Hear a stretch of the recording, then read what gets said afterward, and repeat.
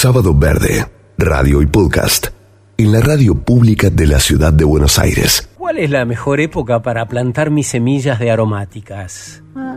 ¿Qué trámites tengo que hacer si vendo en un auto en Cava? ¿Cómo hago para hacer la verificación policial? ¿Dónde? ¿Qué tengo que llevar? ¿Cómo le saco el olor a cebolla a una tabla de madera? Wow. Desde eso a respuestas para soluciones más complejas aparecen hoy en nuestro celular en cuestión de segundos. Solo hay que pedirlo. Me hace acordar a una frase de Arthur Clarke desde el año 60 y pico, que es un escritor y científico, autor de cuentos, novelas de ciencia ficción, que decía: cualquier tecnología suficientemente avanzada es indistinguible de la magia. Eso pareciera, ¿no? Que tenemos frente a nosotros magia. Porque además, ¿alguien cree que es posible y conveniente apretar el botón de borrado y volver al pasado? ¿Reiniciar todo pero anclado 100 años atrás? Si hay algo que caracteriza el siglo XXI, es el avance inexorable de la ciencia. No hay gobiernos, no está ya la iglesia o corporaciones que puedan detener eso. No hay una ley que pueda detener la investigación.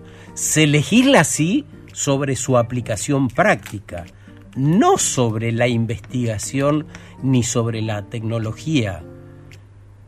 Y lo otro que caracteriza al siglo es el procesamiento de la información, es decir, ocuparnos de cómo vamos a usar del mejor modo los datos y las estadísticas disponibles. Y en medio se cruzan otros desafíos deslumbrantes, como bajar las emisiones que provocan el calentamiento, el uso eficiente de la energía, revisar los trabajos, la educación que nos damos, los vínculos, la justicia que creemos tener. Entonces aparece el gran desafío, un desafío paraguas, el desafío de poner la vida en el centro de todas nuestras decisiones. Fíjense, en el 30 el promedio de vida era 35 años. Hoy la cifra se duplicó y más, estamos llegando a los 80 de promedio de vida. La tecnología, que es parte de la cultura y el avance de la ciencia, es inexorable. Por lo tanto, en algunas decenas de años, el promedio de vida va a llegar a 100 años o más. Es cuestión de tiempo. El desarrollo de las tecnologías para lograr esto es imparable, por poner un ejemplo. Entonces, ¿qué vamos a hacer con estas certezas? ¿Cómo nos vamos a organizar? ¿Cómo vamos a elegir? ¿Distribuir el alimento? ¿Cómo vamos a garantizar salud? El bienestar de millones de personas que van a aumentar la población mundial. ¿Cómo vamos a redistribuir la riqueza para atender esas necesidades juntas? Muchas personas dicen que ya no hay nada que podamos hacer, que de tan incierto el futuro es imposible de imaginar. ¿Y si fuese al revés? Si lo que sucede y lo que viene es la mismísima evolución humana que se las tiene que ver con desafíos inéditos, como no ha tenido en toda la historia la humanidad, es difícil comprenderlo de una. Pero veníamos respirando de una manera y ahora tenemos que aprender a respirar de otra. No es lo mismo respirar en una caminata sobre un parque, sobre las veredas de la ciudad, que respirar cuando estamos haciendo natación. Los ritmos se acompasan diferente. Cambio de aire, respiración, oxígeno, cómo inhalamos, el modo de exhalarlo, empieza a ser diferente. Por eso digo, en este tiempo se impone otra respiración. Y en medio de esto, ¿cómo repensamos la maquinaria política? Unir el arte de la política con la ciencia, esta que es imparable y que ha creado tantos adelantos. ¿Cómo crear un espacio templado que nos saque de la rusticidad de la polarización permanente? estos coletazos entre si van las izquierdas o las derechas es de gente que no entiende el siglo XXI, dice un físico cuántico que se llama José Ignacio Latorre, y que entrevistó, entre otros, da muchas entrevistas, le gusta hablar a Latorre, con Jorge Fontevecchia, entre nosotros, y habló en un pasaje sobre los políticos artificiales, es decir, usando la inteligencia artificial para hacer la política. El hombre sabe, labura en Singapur, en Abu Dhabi, asesor de grandes proyectos. Miren lo que dice sobre la inteligencia artificial aplicada a la política, como ayuda a la política. Y para sorpresa de mucha gente, un tercio de la votación de la gente ya quería tener a esa opción. Y le voy a decir, no me parece totalmente estúpido. Si queremos entender cómo gestionar la energía de una ciudad, y acaba siendo una tarea de un político, ¿no? Decir qué se va a hacer.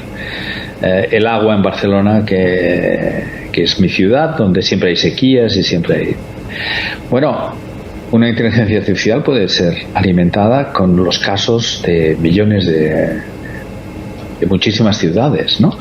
Puede saber todo cómo se gestiona el agua en los países árabes, que es un bien preciado y que lo han optimizado de forma brutal.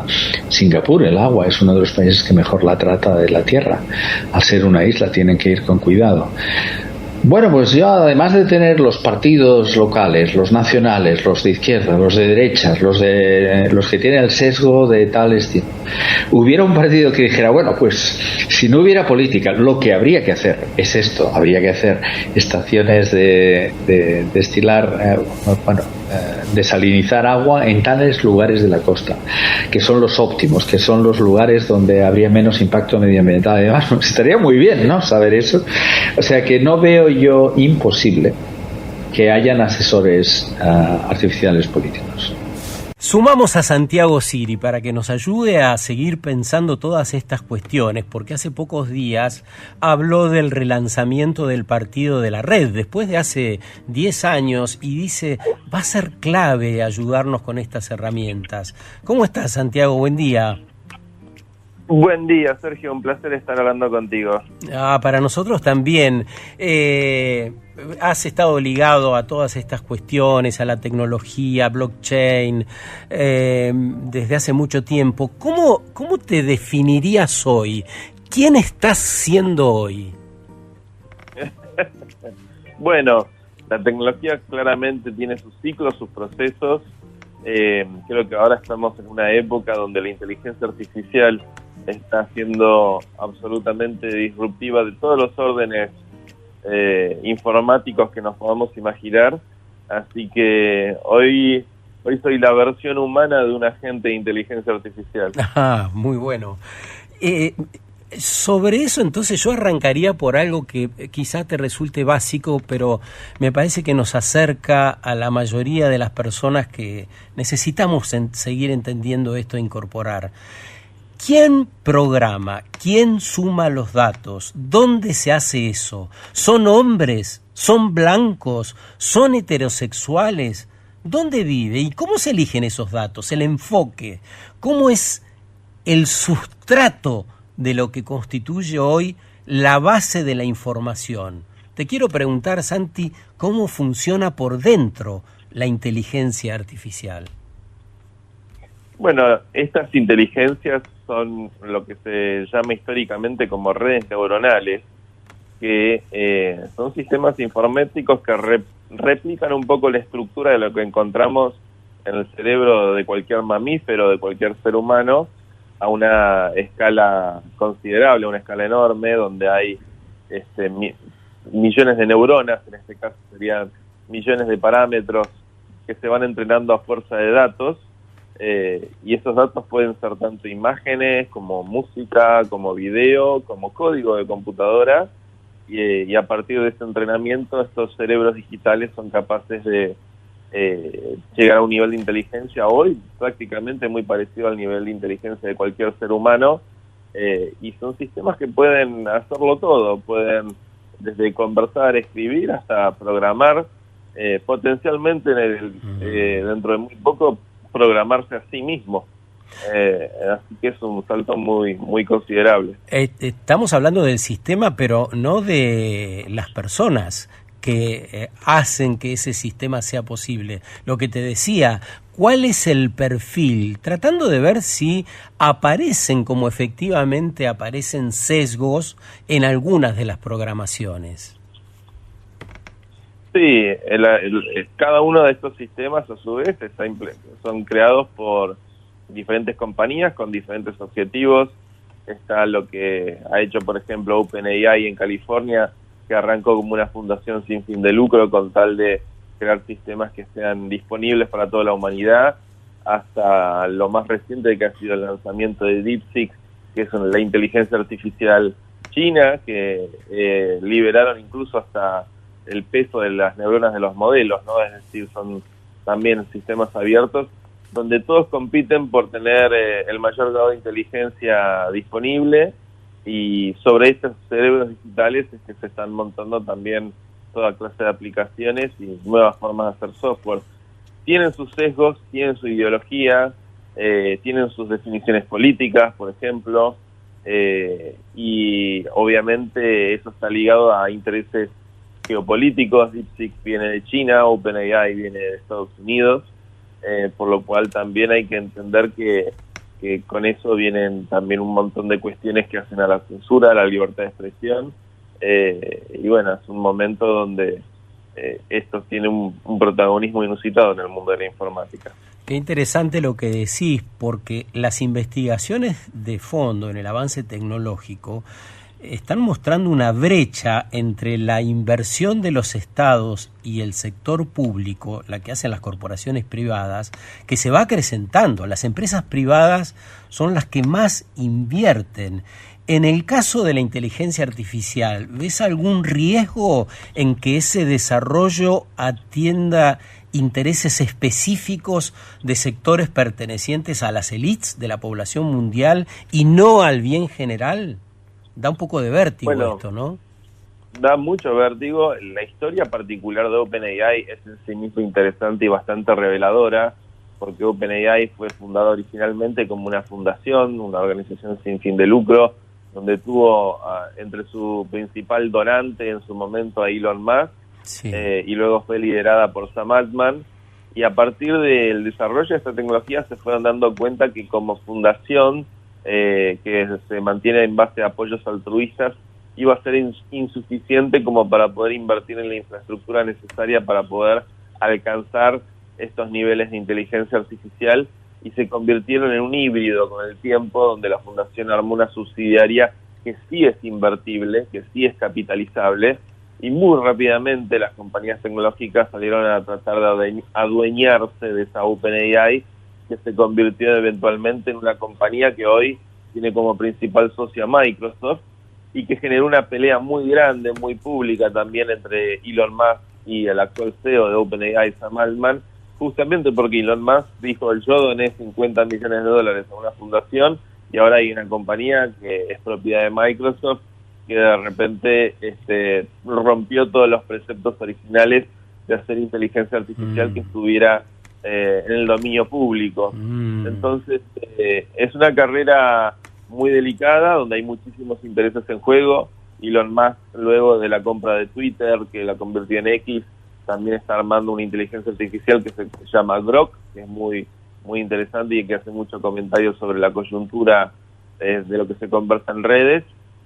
Y luego, bueno, también está Cloud, también hay varios competidores en Occidente, y después están los chinos que lograron hacer lo mismo pero más barato, así que se ha puesto más interesante el escenario. Claro, ¿sabés? Justamente mientras te escuchaba pensaba que se complejizan los dilemas éticos y morales que ha tenido siempre la humanidad, solo que muy complejizados ahora, porque fíjate que hablábamos del manejo de los datos. Antes, hace 40 años, era Clarín, los grandes diarios, la tele, la radio, lo decidían pocas personas y con marcados sesgos de épocas, masculinidades, autoritarismos.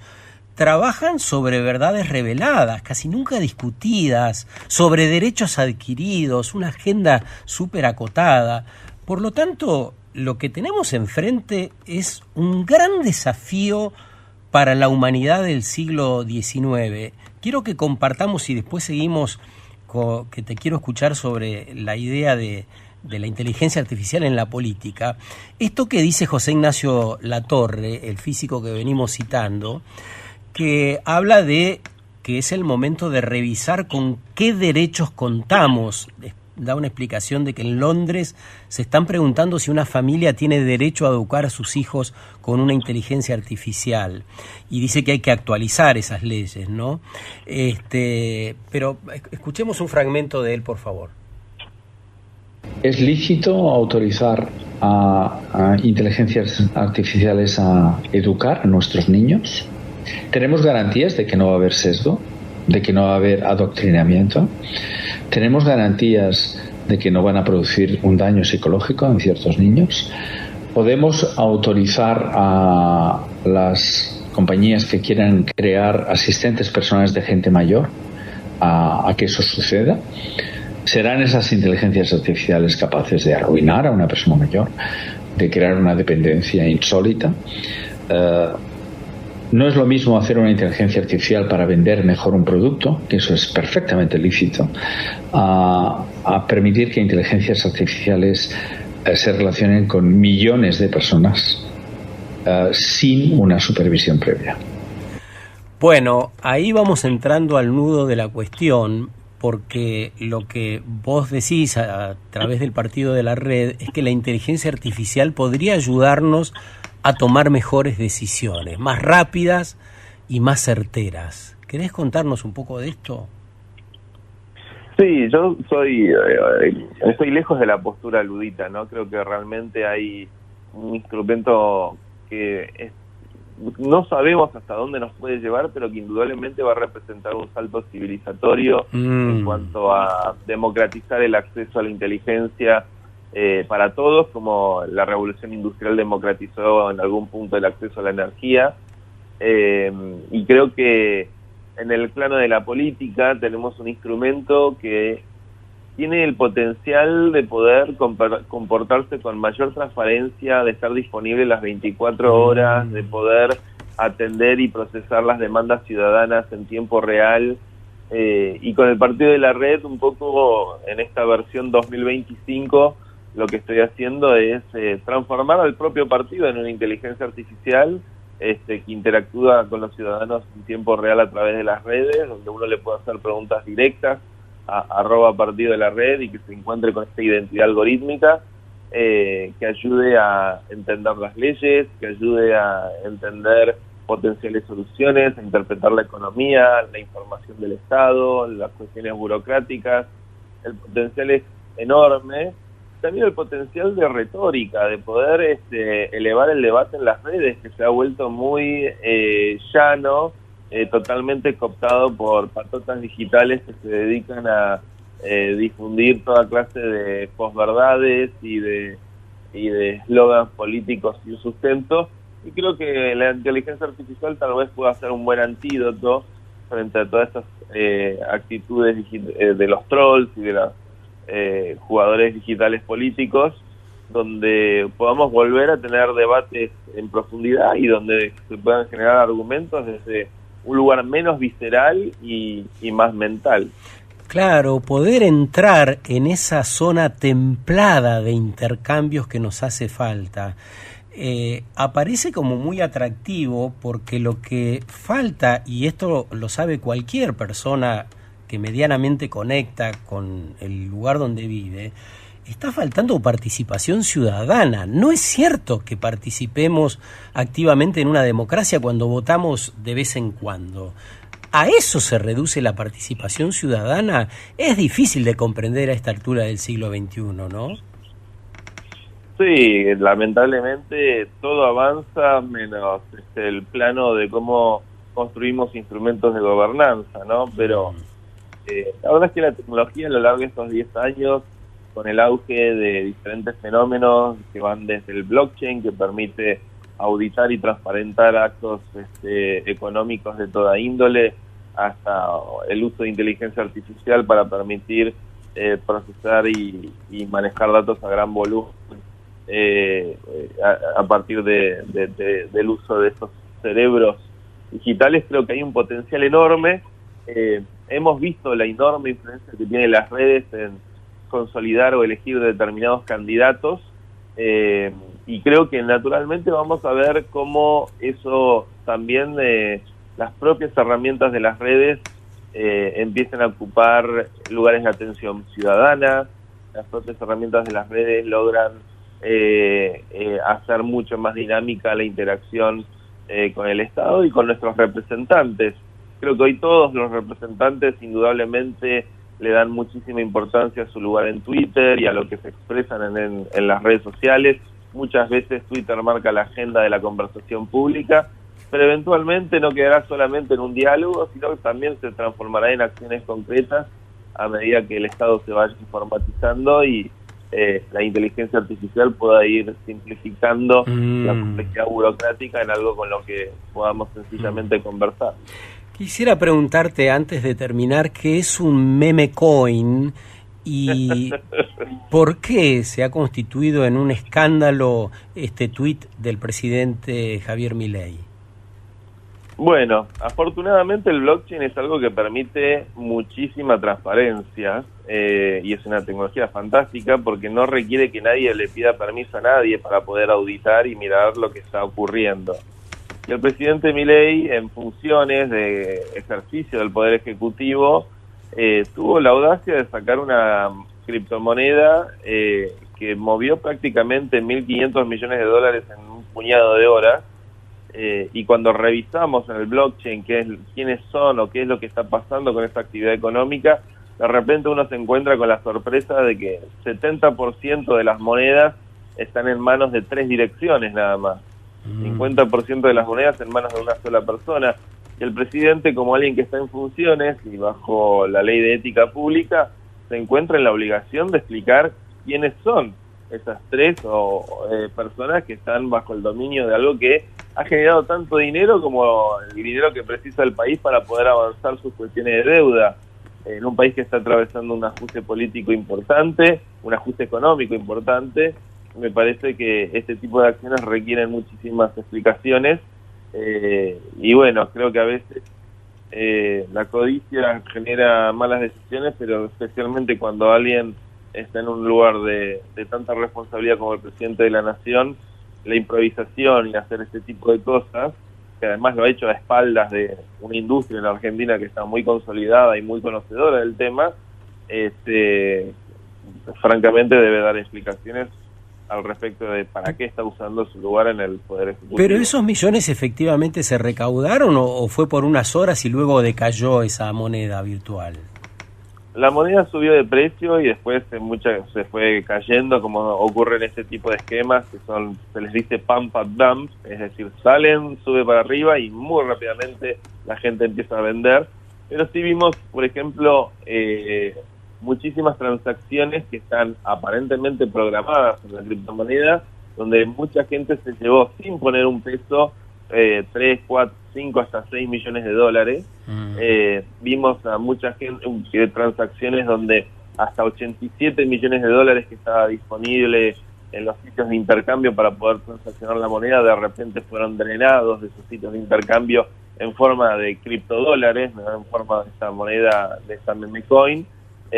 Y todo esto se puede rastrear, ver y estudiar transparentemente en el blockchain, que es lo que permite esta tecnología. Y bueno, habría que preguntarle al presidente y creo que especialmente a su hermana qué es lo que pasó con esto. Una especie de timba financiera en términos tradicionales, ¿no? Y bueno, en nombre de la libertad muchas veces se cometen crímenes financieros muy importantes. Se nos acabó el tiempo, una pena. Vamos a retomar en cualquier momento, Santi, para seguir profundizando sobre esta propuesta de mayor participación ciudadana para que estas cosas no ocurran, al menos con tanta frecuencia y con tanta impunidad. Un gran abrazo. Un gran abrazo para vos, Sergio. Un placer siempre hablar contigo. Igual. Santiago Siri, principal impulsor del partido de la red. Tener a disposición las herramientas que hoy nos da la tecnología para poder ser parte de la cosa pública, es decir, de nuestra organización, de aquello que nos importa. Sábado Verde, radio y podcast, en la radio pública de la ciudad de Buenos Aires.